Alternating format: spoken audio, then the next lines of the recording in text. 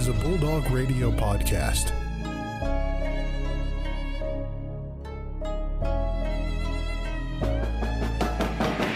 The Ferris State Bulldogs have upset the nation's #2 ranked team.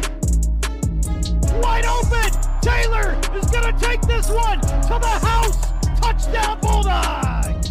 It's the MVSP Season 4, Episode 39. Man, good to be back over the weekend. Huge weekend for Ferris State Athletics, as well as Super Bowl went down. A whole lot of stuff was going on in the sports world, Brandon. We cannot wait to bring it to you. Absolutely. A loaded Ferris State sports review we have on deck for you, as well as we'll break down everything that happened this last Sunday in the Super Bowl. Boy, what a game that was, Joe. Certainly one that will have a lot to tell the tale moving forward. But first, we have a special interview coming up. Parker Nolan of Ferris State Women's Tennis stopped by to chat about the early start of the season, as well as her success individually and as a team, and certainly had a great conversation with her. Absolutely. So without further ado, let's swing it into the interview.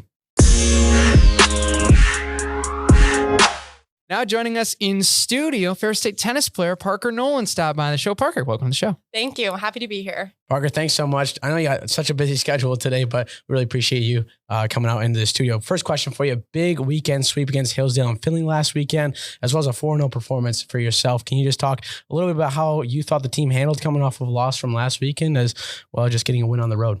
Absolutely. You know, we're in the team season now, so things are a little bit up in the ante. We're really excited. We got the opportunity to play UIndy, who's a top 10, top 5 national team. So the competition was really intense, and we got the doubles point, which was super exciting for the team. We really showed the skill that we have there and had some really good matches in singles, and so took that confidence into this weekend, and we had a stellar performance. Didn't get the doubles point against Hillsdale and really rebounded in singles. The team did great. Really tough match for me personally. It lasted a long time on court. And then Finley, we just had a great team sweep. It was a great weekend. Awesome. Absolutely. And you guys have gotten back into competition now ever since Western back in January. But even since then, before that, was all the way back in October you guys had played. How did it feel to finally get back on the court the last couple of weeks and finally get some competition under your belts? So awesome. We're in our mainstream practice now. So we're up in the 20 hours a week instead of 8. So we're back together on court a lot, really working on training both on and off court. And we're really in the grind now. Yeah, absolutely. And especially between doubles and singles, like obviously the main difference is there's an extra person, but getting ready for those type of matches, is there like a big difference that you have for yourself, like getting prepared for it? Or is it just kind of same old, same old? Oh, for sure. So doubles, we only actually play one set. So there's a lot less time to figure out the correct game style and where you want to actually target to get those points. So it's a lot of pressure to figure that out quickly. And I'm with an amazing doubles partner, Morgan Waller, who was GLIAC Player of the Year here a couple of years back. She's awesome. And game styles really match up nicely. For sure. Absolutely. And when it comes to, especially you guys just coming on the road from Hillsdale, I know from talking to Coach Doran, and that court's not necessarily the same as a lot of the other ones you see at the Racket Center and some of the other guys' places you guys play. But what does it come to when you go into preparation for a lot of these different venues as well? The court almost matters just as much as the environment around. Just talk about how you guys prepare for that, especially for playing for a lot slower courts like Hillsdale is, as opposed to some of the faster courts that you guys normally play on at home. Absolutely. We have a notoriously fast court at the Racket Center, which matches up well for all of our players who have a more aggressive game. So going into Hillsdale, it was a lot of pressure to be patient and have some really long rallies and wait for the right ball to strike. And speaking of the Racket Center, it's kind of one of the only athletic facilities kind of off by itself. You know, is that kind of tough for the tennis team? Do you guys get to have a lot of interaction with some of the other athletic programs? Or are you guys kind of more by yourself there, especially with all the facilities that place has to offer? Really interesting. You actually get a lot of athletes going there because it's not quite as crowded. You see a lot of hockey and football, but now that we have CAP and we're working over there a lot more frequently, we get a lot more interaction with the teams, which has been awesome. Yeah, and especially within the team dynamic itself, I think tennis especially is one of the most teams that, as far as when it comes to the whole demographic of the team, it is very diverse. You have a lot of international players as well as players all over the globe. You yourself from Washington. How'd you find your way to Michigan, as well as being able to interact with a lot of these other athletes joining the team from all places of life? Wild, I know. Far from home for sure. Division II tennis is such a great opportunity to get a good balance between academic and athletic. So it's one of the only divisions where you can pursue a medical degree. I'm in the nursing program. And Ferris State has a renowned reputation for really building up their tennis team and record. And coming in after winning the GLIAC title, I was really excited to join the team. Yeah, absolutely. And especially a huge Florida trip is coming up for the team in these next couple of weeks. What are you most excited for that to be able to go down to Sunshine State and kind of get some much needed vitamin D from the sun, especially since it's been so gloomy here in Michigan? Well, I mean, as a girl, I'm excited to hang out at the beach and get the sun. And as a tennis player, to get some really awesome matches and play some high level teams. Absolutely. Yeah. And especially when it comes to preparation, obviously when you're back here in Ferris and back at home, you have that set routine for home matches and you kind of have your whole routine. When it comes to on the road, especially when it talk about long road trips as well, it's just playing in a different place. What are some of those different, maybe not necessarily precautions, but different things that you might do in preparation that you might not necessarily do at home?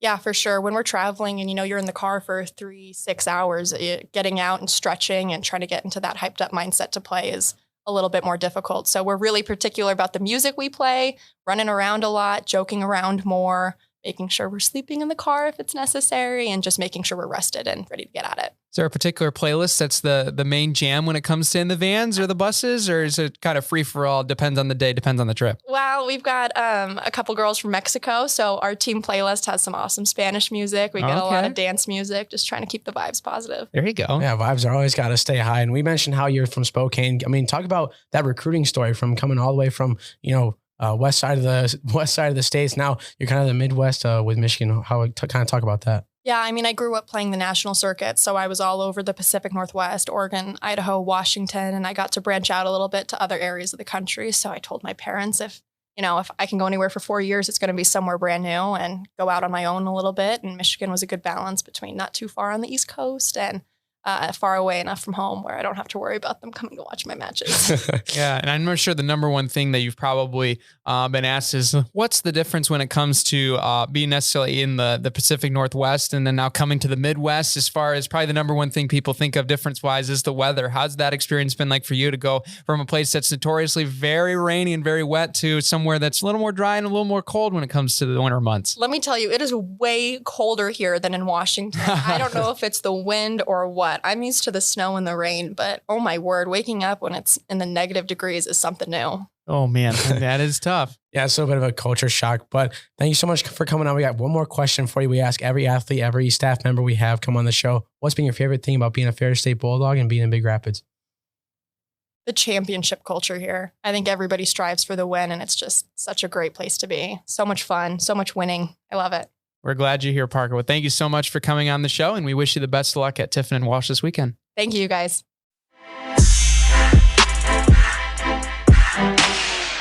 Big thanks to Parker for stopping by the show. Certainly great to chat with her. And I mean, especially with all these athlete interviews, Joe, I mean, you get to see, obviously, we've mentioned plenty of times before, the other side outside of athletics as well as in competition. But the way that a lot of these athletes think about the whole schematics of being an athlete, being a student, the whole life of being a college student athlete, especially when it comes to each specific thing individually. I mean, it's super cool. I mean, especially for me, myself, seeing what other athletes do. I mean, you're always taking and learning things. So certainly cool to hear from Parker's message. Yeah, absolutely. I mean, that's one of the coolest parts about this podcast is being able to learn that with a lot of these athletes. You just, what's the difference of them, seeing them playing and stuff and what they're like on their personal lives. But once again, huge thanks to Parker. We're going to hop right into the Ferris State Sports review.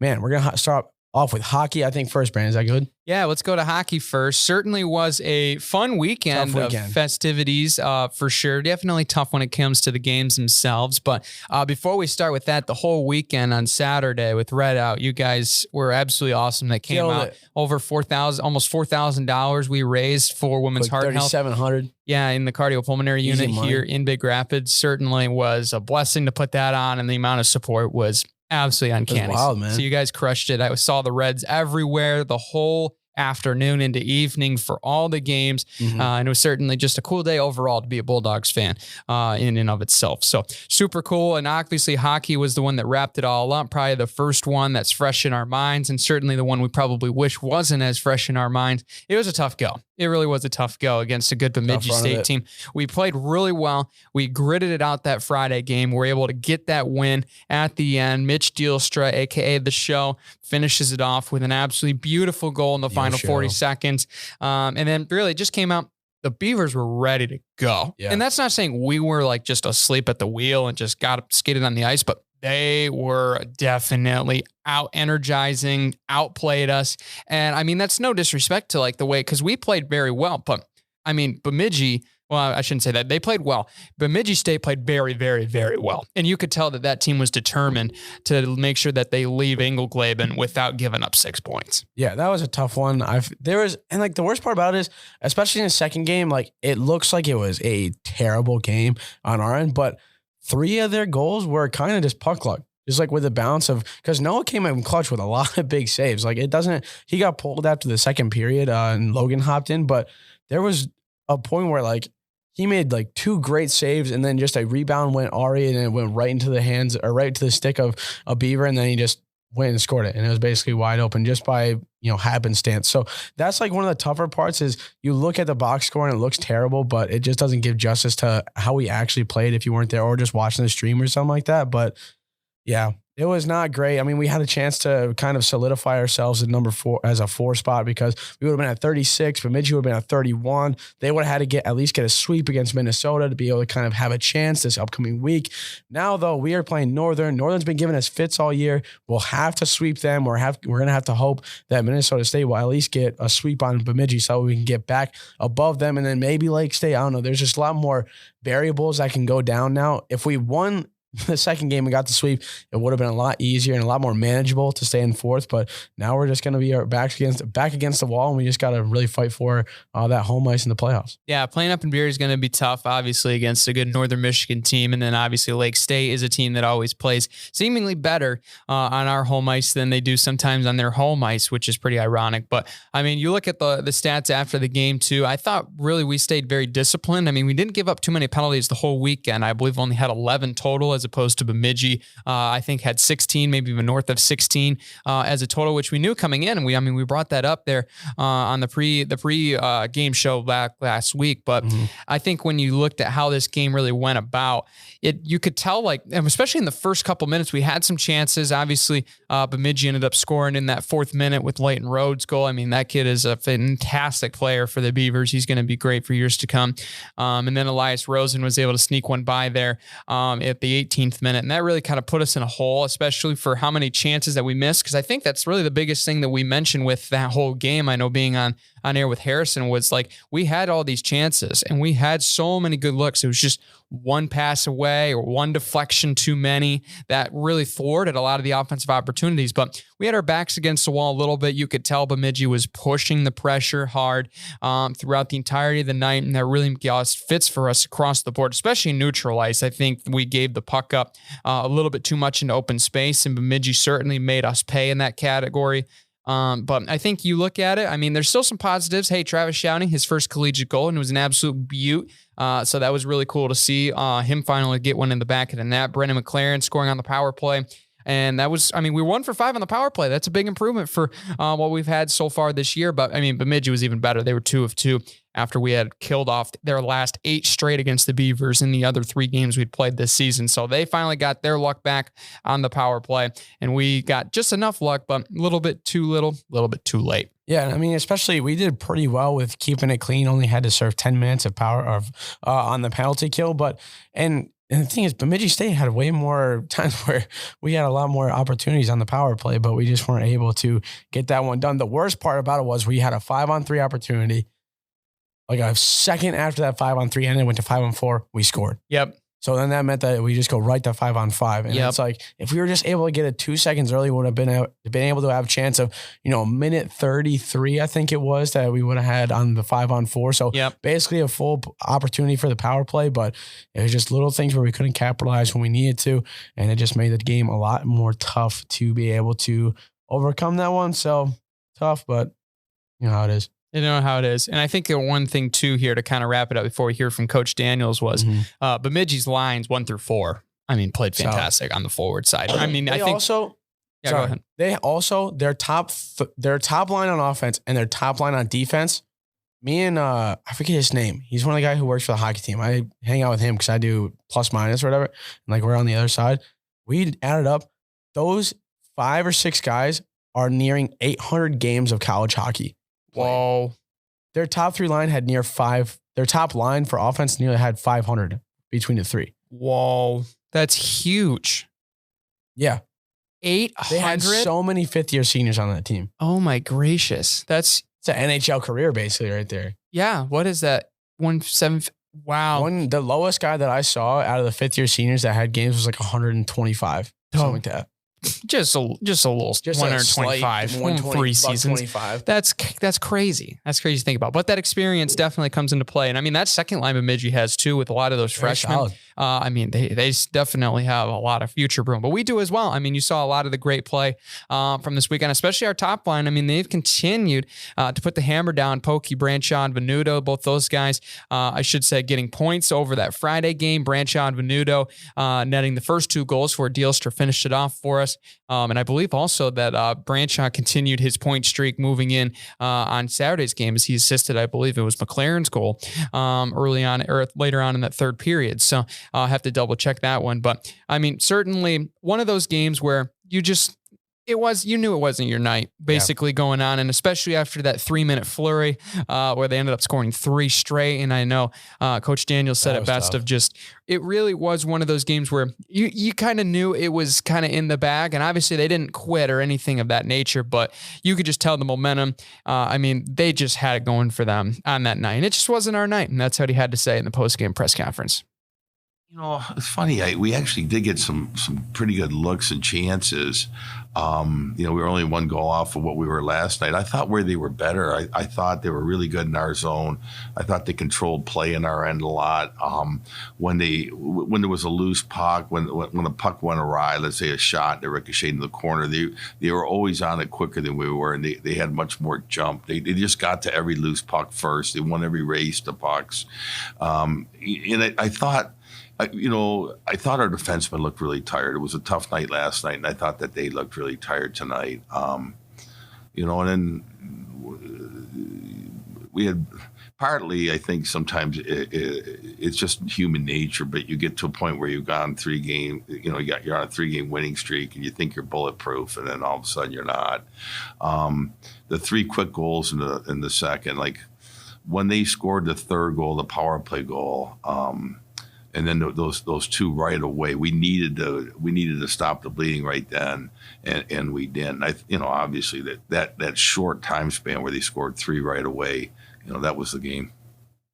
Yeah, it just was an absolutely devastating 3 minutes there, especially as a really tight-knit fan. And I think really the part about the defenseman being tired was also a great point too, because those guys played their butts off on Friday's game and really helped us down the stretch, especially when Bemidji tried to really get in front later on and they got that equalizer and they had all the momentum, but we killed it off with the good defensive play, a lot of huge stops, and then obviously Dealster finished it. But I think that definitely was one factor that we might have forgot about is, man, hockey is a taxing game to play those many minutes on the ice and eventually get to that point where now really when you go into the doubleheader, it's really about being as healthy as much as you have great play, because you got guys that are playing good but tired. I mean, that's going to negate overtime rather than the other way around. So absolutely. Well, we'll look over now at the CCHA scoreboard, Joe. Obviously not the 6 we wanted to move firmly into 4th place, but still we're on the doorstep and a lot of really tough matchups this weekend, still showing some promise here for the Dogs. Yeah, we got some chances here. Northern Michigan was taking on St. Thomas in St. Paul. They got the weekend split between the 2. That's pretty big for us, seeing that Northern is right behind us at 6th place. And either way, how this weekend could go could really switch up the standings. Northern Michigan 3-0 on Friday, and then St. Thomas took it 4-2 on Saturday. Bowling Green took on Michigan Tech, 2 of the top teams in the CCHA. Bowling Green came in, huge upset 5-2 win in Houghton. That was a wild one, especially seeing I think College Hockey Game Day was there. Yeah, it was a great atmosphere, and Bowling Green to go in there and be able to get that upset, and especially in probably one of the toughest places to play in all of college hockey. That's big props to them. But Michigan Tech came back the next day, 4-2 win for the Huskies. It was a weekend sweep there, and obviously you know how we did. It was 2-3, big win for us on Friday, 6-2 tough loss on Saturday. It's a pretty interesting standings now for the Dogs. You know, we're sitting at 5th. We're 1 point behind Bemidji, still same as it was last weekend. Northern Michigan, though, is only 6 away from us. So if we get swept by Northern Michigan will be tied with us at 4th place. And if Bemidji gets swept by Minnesota State this weekend, we will have 3 teams that are really going to be vying for that last weekend to see if they'll be able to have home ice or not. We will see how that goes. It's going to be Bemidji State with 34, us with 33, Northern Michigan with 27 points. Ooh, that's going to be tight. But Interesting. Can't get swept. We cannot get swept. We can sweep. We can sweep. The biggest thing can't get swept. The biggest thing is we need to sweep this weekend because that would give us a great shot because I don't think Bemidji's going to be able to beat Minnesota State because they got to go into Mankato, I think. I believe it is. Just kidding. They're in Bemidji. Oh, they are. Okay. I thought they played at Mankato earlier. I thought so too. Oh, I thought they... Yeah. Or no, they would have played at Mankato earlier. That would have mean they're now at Bemidji. Yeah. You know, my brain wasn't thinking quite right there, but you know, it's okay. We figured it out. But anyway, moving on over now into men's hoops. Got a sweep over the weekend against Wayne State as well as Saginaw Valley State. Wayne State game took care of business. Obviously, it was a dominant win when you look at the scorecard, being able to take them down. I believe 27 points was the final margin on Thursday. Great game all the way around. You saw them really play great basketball. The offense wasn't necessarily on fire as of early, as we've seen in some other games overall this year. But I think we definitely kind of woke up after they took the lead early in the first 7-8 minutes. But then we really put the pedal down, really got a lot of shots to start falling. We started penetrating a lot and beating them on the glass. And I think that's really what helped their transition game. And I think that's really what kind of set us apart really when it came to that game overall. I mean, we finished with 15 fast break points. That's one of the higher margins we've seen from this team over the last couple of games. And I mean, 40 points off the bench, 44 points in the paint. I mean, those are two categories where if you're dominating in the paint and you're dominating off the bench, I mean, it just opens the floodgates as far as what you can do offensively. And that's why we filled it up for another 85 bomb. And that's how we got another win against a good Wayne State team that's still rebuilding, not necessarily as great, but they certainly are improving. And get to see Coach Moan back again over at Wayne State was certainly cool to see. But certainly a good win for Coach Bronkema and the crew, and certainly rode that over into Saginaw's game on Saturday. Yeah, absolutely. Ethan Erickson popped off. I mean, 6 for 11 from threes was nothing to shake a stick at. Light work. Yeah, light work, easy money. And then Solomon Regbu came in clutch with another 19 to put on top of that. So honestly, what a solid effort from the Dogs from that day, and it was able to carry over, able to get that sacred 20-win season yet again. I think that's maybe the only, other than the COVID year, that Bronkema hasn't had a 20-win season. Yep, I think so. Jeez, dude, that's absolutely wild. Yeah, that's dynasty type of material right there. But I think it definitely, when you saw... Are we ranked? No. Really? Yeah. Can you believe that? That choice. It's been certainly one of those years where a lot of these other teams have stepped up. But I think that's the problem, I think, is the GLIAC doesn't have necessarily these front runners because us, Parkside, Northern at the top, we keep beating each other. So now we're negating our own resumes, and there's not showing us as a nationally prominent team from this conference. And that's the hardest part when you look at a lot of these other teams that are ranked, that you look at and you're like, oh, what? How are they ranked? But because they're dominating their conference so prevalently that they're the one team that sticks out, and that's how they find their way in with a much better conference record of like 12-1 or 13-0 or whatever compared to us in the GLIAC, which is a much harder conference, by the way, at 10-4 overall, or 11-5 or 11-4, I should say, after Saturday's game. But overall leaders in the Wayne State game, you saw a great effort there from Ethan Erickson off the bench, 20 points as mentioned. Solomon Regbu with 19. Delapo Olinka, 12 boards, at a really dominant game on the glass. Ben Davidson finished with 10 points. Michael Bingham had 7 boards as well. Mari Lee had 6 assists to go along with his 5 points and 4 boards. And as well, Veas Grizulis added 7 off the bench for the Dogs. So those are the leaders. And then kind of going over to the Saginaw game, certainly was a close one down the stretch. I got to get back in time for my meet, which we'll talk about here in just a little bit, just in time to watch the full duration of this one and a little bit of the end of the girls game as well, which, by the way, shout out to Chloe Idoni, forgot to mention, 1,000 points. Oh my gosh, that is worth, we got to do it. I mean, come on. 1,000 points. That deserves a standing ovation. Well done for Chloe Idoni. Certainly had a great time having her on the show, and seeing her success certainly has been awesome for the women's squad. And I believe there's also a record up for grabs this weekend as well. I think that Mallory McCartney's getting close to that assist record. So I have to be keeping an eye on that here moving forward. So you might have to look into that here coming up on this weekend show, which we'll review that in just a little bit here on Thursday or Friday. Anyway, back to the Saginaw game. We're up by 7 at halftime. We were looking all right. It was certainly back and forth. We made a big run there at the end of the first half, able to kind of spread that lead out.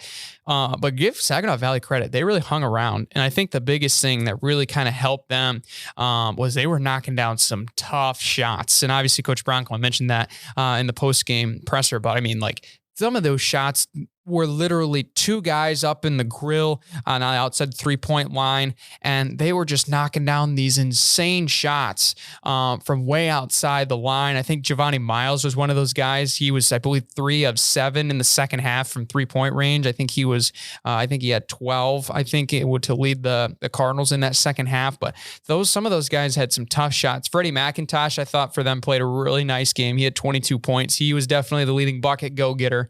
But I think he was definitely matched. Thought the spread across the board of scoring was really something positive to see, because we've obviously seen guys like Ethan Solomon pop off, but seeing Ben Davidson getting 16, Dolapo getting 14, you saw Veas having 9, Reese having 8, Ethan having 8, and you saw that spread across the board was really something positive, because it really kind of shows how many dynamic scorers we have. And I mean, really, one of the best players on the floor, Jimmy Scholler, didn't have a single point. I mean, defensively, he was great. He picked up a couple of foul calls, but I mean, that's what it is. But I think that you really saw the plethora of ways we could score the basketball in this game, and I thought that was a really positive thing. And I think still beating teams on the boards, man, that's one of the things we've been talking about really the last couple of weeks. They've started to beat these teams on the board, steal possessions.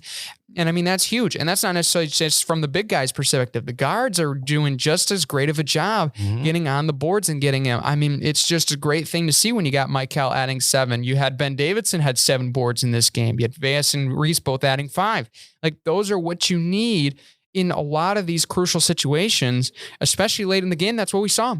Saginaw missed a shot. We got the board. We were able to knock down the free throws when we got fouled, and that's how he escaped with a 5-point win. That's what it comes down to it. Ben, I think, hit like 2 threes in a row, and then he just called for the ball and just pulled up like NBA range with coverage from the logo. Yeah. And it like hit the front of the net or front of the rim. And I was just like, dude, if he hit that, the roof would have blown off. Yeah. Because he was like, I was like, oh, heat check real quick, because he's like, him and Ethan tend to do that. Like, if they hit like 2 or 3 in a row, they'll like basically just, all right, let's see if this one goes in, and they'll just chuck it up, because, it's in, like, we have the insurance to be able to do that. But I was just like, dude, that was a choice to pop that one up. And if that one hit, that would have gone wild. But still, 4 for 5 from threes, that's huge. And he's able to really pick it up. I think he's been one that's been a pretty solid, like, I mean, him and Ethan have kind of been switching off with who's been able to pop off, as well as just like, they both have the same role in the game. Like, they both have the same pretty similar skill set.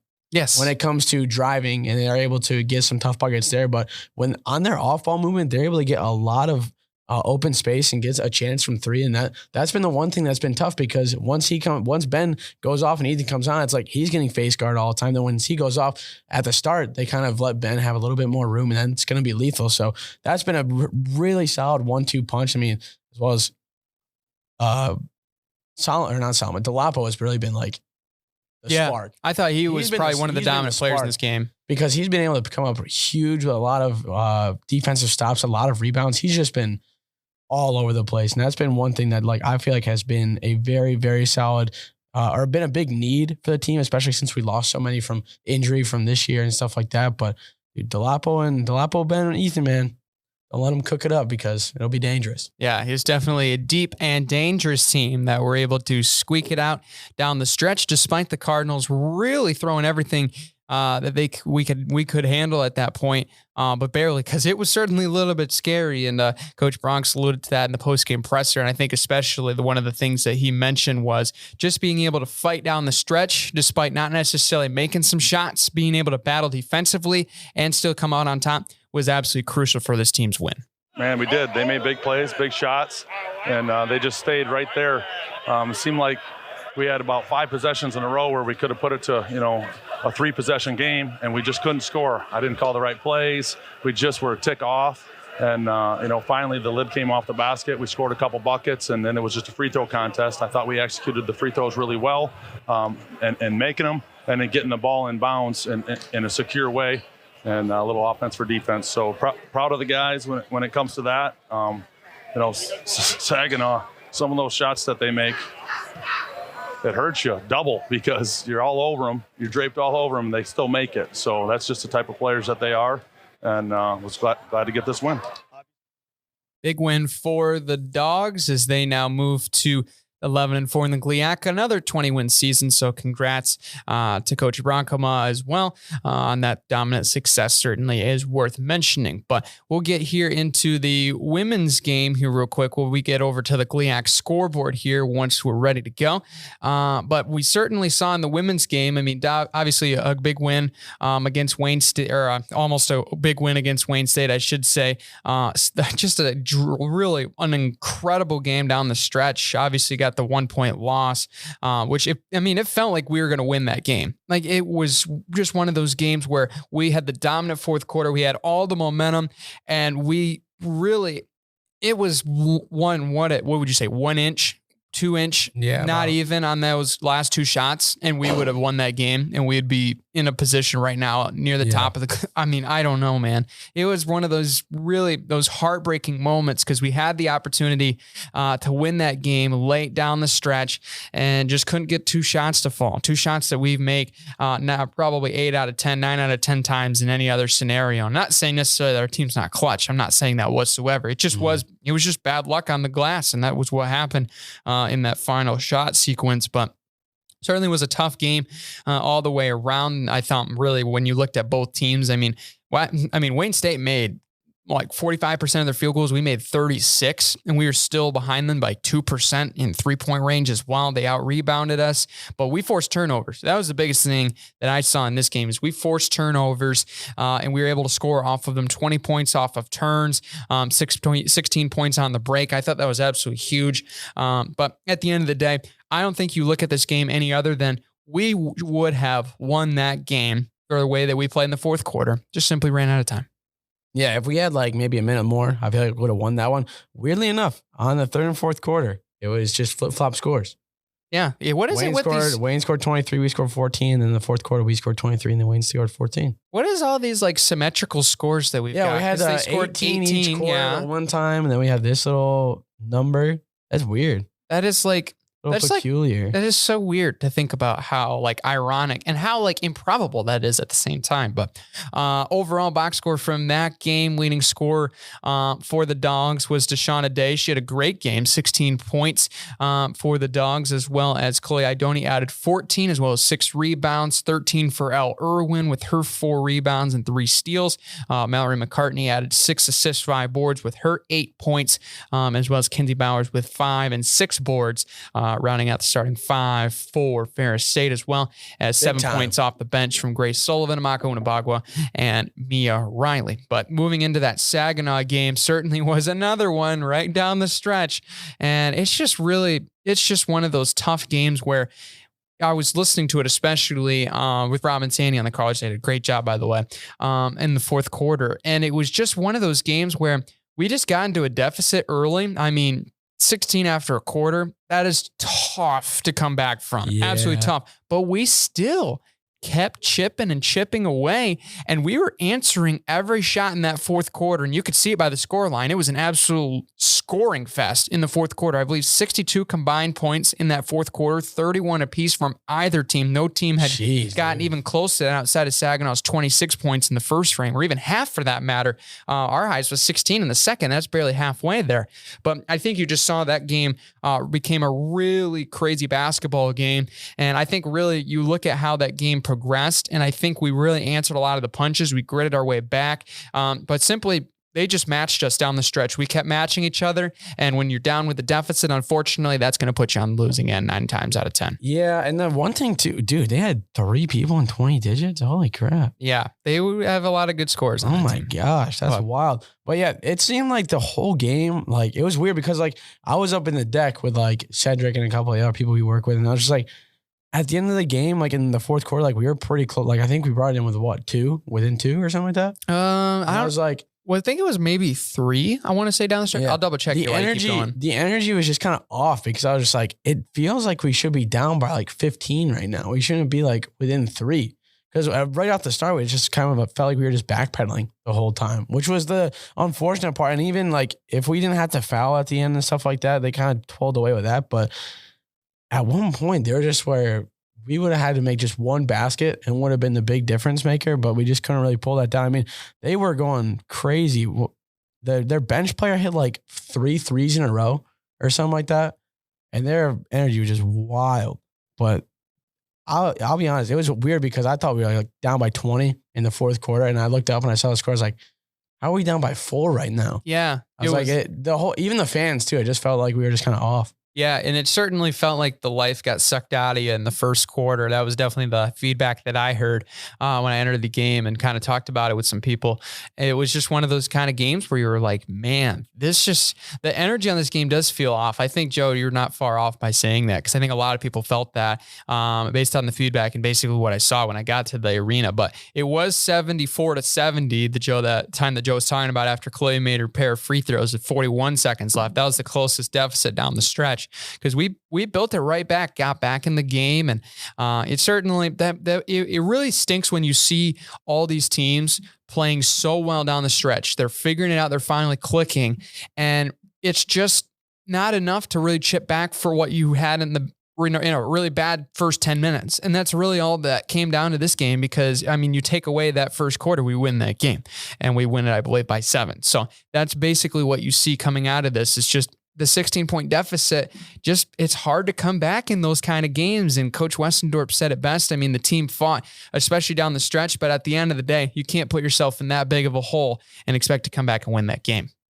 We fought, we scratched, we clawed, but when you're in that big of a hole, you extend all your energy, and I feel like we've had to say that a few different times where we've had these holes that we've had to climb out of, and we seem to do a good job with our determination and trying to fight out of those, but it just becomes too much when you're playing against a team that has players as talented as they have. You can't be chasing them all around for the last quarter. When we played defense the way that we wanted to in that third quarter, you're able to hold them down, but then the second, once we get to the fourth and you're still down, 8-10 points, well, now you got to start running and trapping and doing different things. And as soon as we had to do that, then it just became a track meet of they score, we score, they score, we score, where we weren't able to put enough stops together with how much we were scoring. If we could have gotten a few stops there, it could have got really interesting. But, fourth quarter, 31-31, not anyone was stopping anyone.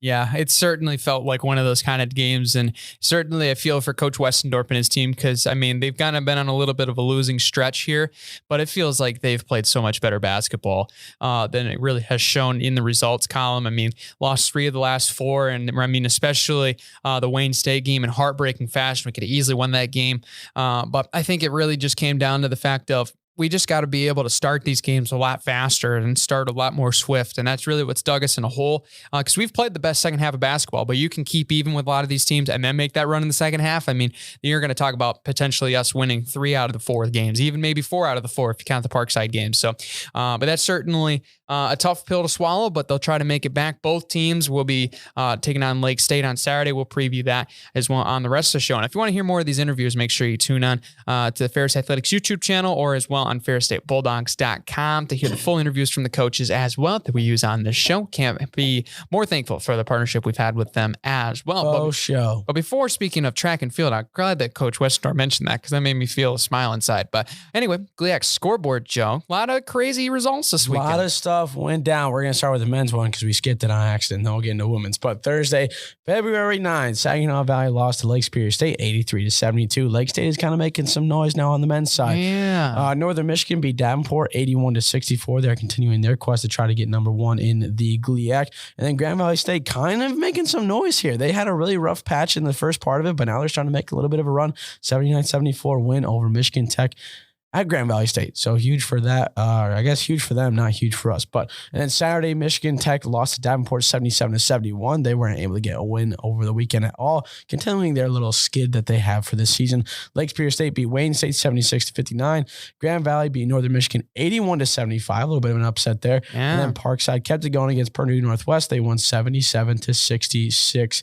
That one's going to be kind of interesting, especially when you look at the standings so far, because Parkside is still sitting at the top, 11-3 overall. We're right behind them at 11-4. But between Northern, Lake State, Grand Valley, and then I guess you can toss in Saginaw Valley, but between those 3 teams, they're only about a half game back from each other, and they're only about one game back from us, and then 2 games back from Parkside. So this last weekend, depending on what happens these last 2 weekends, maybe some some noise can be made there. But hopping into the GLIAC scoreboard for the women's side, Saginaw Valley won against Lake Superior State on Thursday, 57-46. Northern Michigan beat Davenport 73-55. Grand Valley kept things rolling and staying number one and the GLIAC at 60-43 over Michigan Tech. Whoa. When Wayne State beat Lake Superior State beat Wayne State 72-62. A little bit of a switch up there, my bad. And then Grand Valley State won again 64-52 over Northern Michigan. Michigan Tech beat Davenport 63-48, and Purdue Northwest lost to Parkside 87-75. Wow, interesting. That was a dominant win for GV against Michigan Tech. That was an upset game from earlier on this year when the Huskies took them down, but still big time bounce back there for the Lakers. Like 22-2 overall. Yeah, that's pretty good. I mean, that gets you nationally ranked for sure. I want to look this up. Division II women's basketball ranking. They're in the top 5. I know that for sure. I think they're probably hovering around 3 or 2. I don't think they're number 1 though, because I think there's some other, like I think Ashland is up there in win-loss as well, former GLIAC team in the GMAC that's really wreaking havoc so far. But I think when you look at the standings too here, I think when you look where we are at, we're 7-8 right now on the women's side. Obviously the men only a half game back of Parkside. So hopefully we get a win against Lake State, and then hopefully we can get some upsets against Parkside to get back on top. But I think we're still in a good spot. I mean, you look at 7-8, that's not the greatest record in the GLIAC, but we have a lot of better records than some of these other teams that are ahead of us in overall. And we just haven't got it together in some of the conference games this year and went on a couple of skids, which that happens in basketball. That's what happens. I know I've been there. Joe's been there. Everybody that has played basketball or any sport in general has been there. So it's just a little skid, and you just got to find a way to break it up and get that rhythm going in the right direction. But I mean, we're only a full game behind Northern Michigan, as well as only 2 games out from Saginaw, which if you think about it, Joe, we're only 2 games out from Saginaw right now. Obviously, Saginaw's playing really well, but if they start to have a slump here, now you're talking, we still got a couple games to go. We can win out. Northern Michigan lose a couple games. Oh, now we're talking in 4th spot and we're hosting first round. So that could be very interesting. Plus, we've played pretty well on the road too. So, I mean, either way, I think we're in a good spot. You just want these last 3 games, especially coming up against Lake State, going into Davenport and Grand Valley. You want to be on the right foot moving forward, get that momentum so you can start winning these games, especially down the stretch going into postseason play. Absolutely. That one's going to be an interesting shakeup, especially as a lot of these winter seasons are kind of starting to come to a close. Absolutely. So moving now over into tennis here. Big wins over the weekend, men's and women's combining for a 4-0. I believe I did the math, 24-4. Was the total pointage that the tennis team won by. I mean, that's pretty impressive, doing 24-4. So men started it all off with a sweep against Hillsdale, dominant performance there, which you can check out in my recap from the Ferris State Torch. Shameless plug over to there. When I was writing the recap, found out from Coach Doran that there was an upset in, I believe it was singles play. And that was a really notable one, especially top 15 player in the country in Division II in singles that plays for Hillsdale. And his name is Brennan Kimpow, if that's how I pronounce it. If not, I apologize. Tried my best. But Eric Kovacs pulled up the upset against Campanile in 3 sets and Buning in a tiebreaker 3rd set. So really glad to see that. And that ended up getting the 7-0 sweep. And that was the first win, I believe, in Hillsdale since 2016. So congrats to our 2017, I meant, for Coach Doran's squad. Women's finished it up as well, getting another away win, dominant fashion. I mean, especially for how well they've played and the depth shown by each team. And I think that's the biggest thing. And obviously we heard that from Parker earlier on in the show in the interview. It's just really one of those things where you kind of take for granted how good these teams are when it comes to some of these talented players that are playing every other week, or you can move 1 through 4, all these matchups around, and you're still getting that amount of success. It's impressive to see. But a 5-2 win against the Chargers down in the Dale.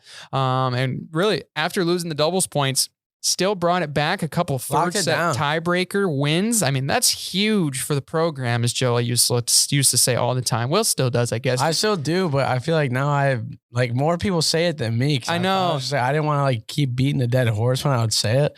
So I really don't say it as much, but everybody once Harrison said it at the GLI, I was just like, It's sticking. It's sticking, but like I'm not saying that as much anymore. Right, but still, it's still a notable phrase. So dominance across the board from that Hillsdale match, and then really brought that over into Finley's matches on Saturday and Sunday, especially with the women's able to sweep in doubles. The Hernandez-Ferrer twins winning the number 1 pairing, as well as Waller and Nolan winning the number 2s, Davida and Laverdere winning the 3rd pairing, as well as a full sweep almost in singles, except for the 6 pairing that led to the 6-1 final score. When you look over at the men's, pretty much the same ordeal, only difference there as opposed to the women's, was you saw a small scratch in the pairing of number 5 as opposed to 6, but same double sweeps across the board, 5 out of 6 individual singles flights wins. I mean, that's all you can ask for really when it comes down to it. Obviously you'd love 7-0, but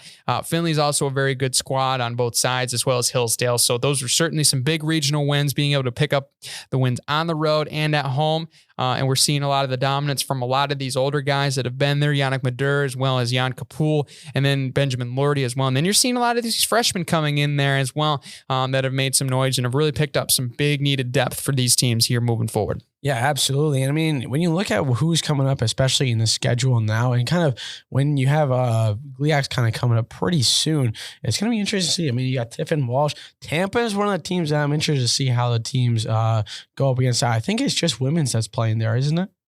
Just women's, I believe. I'm not sure. Well, they're all heading down to Florida for the spring break games, Yeah. I'm sure, like a lot of other teams. But I think if I remember correctly, Tampa's a good team. I think Texas Tyler's also a good team that they've played in years past. Not quite sure if they're heading back there immediately. I haven't looked that far ahead yet, but I think there's still a lot of great competition down there. They're going to see a lot of top national ranked teams down there. So that's going to be a good trip for them. We still got a while until GLIACs start up. I think near the end of March is when that's going to go down. So a lot more tests to come, especially with, those Florida teams that get to play outside all year round instead of just indoor at the racket center like we get to. But, I think we'll be able to do pretty well, pretty well.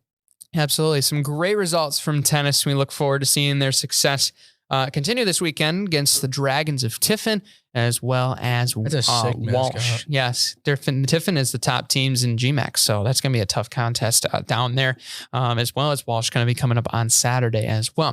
Finishing out the Fair Stage Sports Review here, track and field was in action over the weekend. Big meet was certainly living up to its name. Lots of people there, you could say. The full 2-day slate certainly threw a lot of us at a curveball, especially myself, not used to running at 8:30 in the morning as opposed to 9 p.m. from what the last race was. But that was certainly an interesting adjustment. First 5K of the season in the books for me. Got a PR, not what I really wanted. I wanted a lot more, but still you got to be happy with the PR and you can move on. A couple guys also in that category as well, from the freshmen as well as the upperclassmen improving. I mean, a lot of these guys certainly have done fantastic of just continuing to improve race after race. And that's been certainly a much noted thing to see, especially over this really huge meet altogether, which is called Big Meet, which is ironic because I was actually looking up at some other meets around the area. And I was actually looking over at one of the meets that was held over in Mankato over in Minnesota State. You want to know what that one's called? What's that one? Massive Meet. There's no way that's not correlated, right? I'm sensing a ripoff here, and I think that's something we need to investigate. But anyway, so yeah, it goes with the M's, like Mankato, Minnesota, massive meet. I mean, it makes sense, but I mean, that meet is not as established as Grand Valley's Big Meet. Do you think they're trying to one-up Grand Valley? I think that's something that we need to investigate. Anyway, but beside the point, I thought that was pretty ironic, though, because for a fact those have to be correlated. If not, that's the craziest coincidence I've ever seen. But anyway, some other notable performances from the invite meet from Friday as well as Saturday. Emma Stefan was 8th in the weight throw. Whitney Farrell 14th in the 5K with a sub-18 time. Congrats to her as well. You saw a lot of great things overall, I think, from especially a lot of the mid-distance crews as well. Abigail Winkle was 11th in the 400, ran 58.9, a good time for her, as well as Whitney Farrell was 11th in the 3K. Demanelli Felsposh finished 12th in the 800 with a 221. 7th in the 4x4 were the women. I believe the men were, 5th, if I remember correctly, in that race as well. Tariq Brett was 14th in the 60. Ralph Donaldson was 16th, as well as Andrew Schaffler finished 17th in the 800 meters at 156. Look out, folks. I believe he's only 2 seconds off the top 5 all time in indoor. So he's creeping up there. Kyle Juilliard 5th in the weight throw. Bryce George had his debut in the shot put and did very well. Donis was 3rd in the 3K, 8:27.7. Fantastic time for him. David Duval 5th in the long jump. Aaron Pierce finishing 7th just behind, as well as Claudia Wilkinson finishing 8th in the invite high jump with a 4:11.5. So there you go. Those are some of the notable ones. Also a shout out, that one's not on here. Ethan Hamilton, good roommate of mine, finally broke 2 for the first time. Let's go. In a long time. The man has been battling the health bug like I have for the last 2 years. Being able to finally see him break 2 is definitely worth noting as well. Casey Bauman and Brendan Canary breaking the 9 mark in the 3K was certainly cool to see. As well as Ryan Osowski broke, and Austin Savage both broke the 16 mark on the 5K. That's pretty impressive for them as too. Program's still building, man. They're still going up, and I love to see it. And we'll be back in action on Friday at the Saginaw Tune-Up before the big one goes down in Saginaw for the GLIAC Indoor Championships. So that's the Vera State Sports Review. We got Super Bowl now coming on deck here, Joe. We made our picks last week. Obviously, Joe getting the win on this one. Almost close on the score. I had to double check after the game because I knew it was close when you said, I think you said 33-30, and I believe it finished 38-35. So you're right on pretty close there with the score. Pretty close to it, weren't you? I went lower. I think I went 27-24. I want to say with the Eagles. But, I mean, this is a game that, boy, the Eagles, they pushed it that first half, but, boy, the Chiefs made absolutely perfect adjustments during that second half. The pass rush was really thwarting. Well, maybe not necessarily just the pass rush. I thought the front 7 played really well for the Chiefs. I thought they were able to get to Jalen Hurts, get him outside the pocket, but not necessarily that. But the backers able to really take away the flats, couldn't let him run as much because Jalen Hurts played a great game, but they just couldn't make plays down the stretch when they needed him to. And I think there was a lot of times where that Chiefs defense, as much as we hate on him all year and as much as Patrick Mahomes does what he does, I mean, that defense still, they show up in some of these big games, and it's worth noting. Yeah, they played really solid. Also, Jalen Hurts, he let it fly or tried to let it fly at the end of the game, and he came up 20 yards short. I know. That was brutal to watch. I know he threw from his opposite 30, but as a receiving group, you can't expect your quarterback to huck it 75, 80 yards in the air. No, that was pretty sad. I won't lie. Because you were like, okay, what are they going to do? They're going to lateral. It's like, he's going to throw it. And then it's 25-yard line. Bah, bah, yeah. bah. Well, I knew he had the time, I feel to run it, but I was just you either had to make a decision right away to try to maybe get a scramble and try to get outside or something. But they also didn't have any timeouts. So it really wasn't much they could do. But dude, I'm telling you that, what was the call at the end? Because it was 3rd and long. You talking about the holding? Yeah, the holding call or whatever that basically gave Kansas City another chance or whatever. Yeah, it was that 3rd down. Yeah. Script writers, man. Script writers are just loving the Chiefs this year. Yeah, I mean, when you looked at it in this way, I saw this real time and I was like, this is not a great call. It is, by book, a good call. There was holding because the jersey was grabbed. It was noticeable. And it prohibited one of his earlier lateral movements. Obviously, discrepancy of what you throw in that situation is what we're obviously arguing. How much is it actually a penalty flag? That's the question of here. I don't think the officials honestly did a bad job in this game. I thought that call is definitely going to stick out, and obviously a lot of Eagles fans are going to be upset, and I'm certainly understanding of that. But I think when you looked at this game as a whole, I mean, the Eagles outgained the Chiefs in yardage, and I think the time of possession, I think this was the first time a team has lost a Super Bowl with having at least, I think it was 37 or 38 minutes of possession. I can't remember what the exact numbers were, but this was the first time that a team has lost, pretty much absolutely dominating the time of possession, which I thought was very interesting because you really necessarily haven't thought about that category. But when you look back, you're like, yeah, the Eagles had the ball a long time, but the Chiefs made a lot of great adjustments in the second half. I thought the Eagles pass rush looked pretty porous. They did not really give Patrick Mahomes a lot of fits. And I think that's really what hurt them in the long run, especially in the second half.